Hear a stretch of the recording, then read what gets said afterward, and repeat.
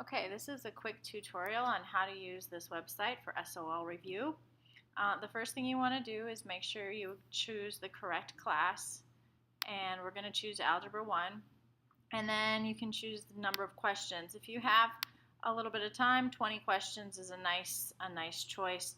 40 is going to be quite a bit. So 20 is good. If you don't have a lot of time, 10 or 5 would be fine. So we'll do 5 just for this quick video. You put in your name,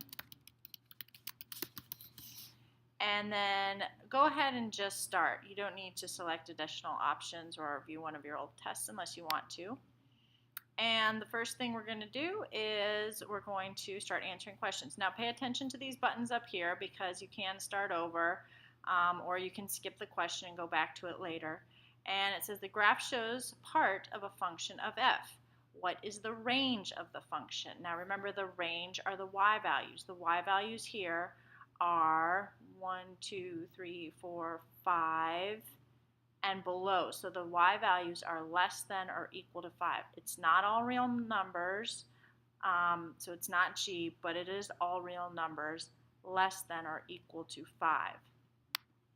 So that's the correct answer there. You click that's my final answer, and it tells us we got correct. Now, if you want to see how you're doing, you can click on View Results, and it'll tell you if you got it right. If you don't get it correct, you can have an explanation here. You can look at the explanation, and down below the question, it will explain how to do the problem. So there's a nice little explanation.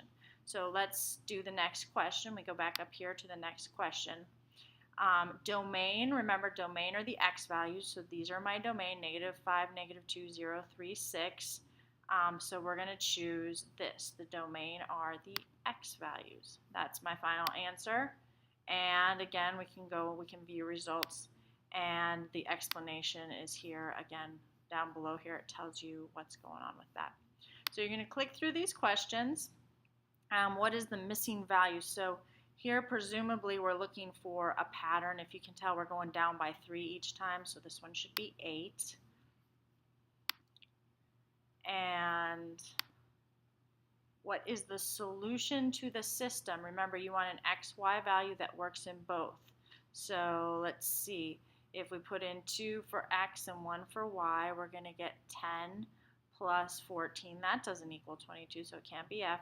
If we put in 6 for x, we're going to get 30 plus -8. That works for the first one. That gives us 22. And then if we put in 3 times 6 is 18, plus 4 times -2 is -8. That one works. So G works because when you plug in 6 for x and y equal -2 for both equations, both work. Okay, so we're going to do that. And this is our last one. The statement, if 2 times the quantity 3a minus 4 equals 12, then 6a minus 8 equals 12 is justified by the distributive property. So we got to know our properties for that one.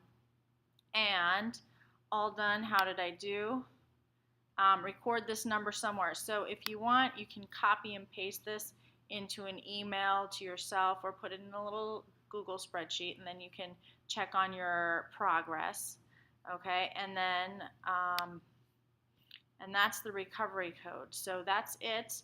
If you want to send me the recovery code, you can send it to me, and then I can give you some points for that. So that's how this Virginia JLab website works. Please practice. It has great problems, good for reviewing topics on the SOL.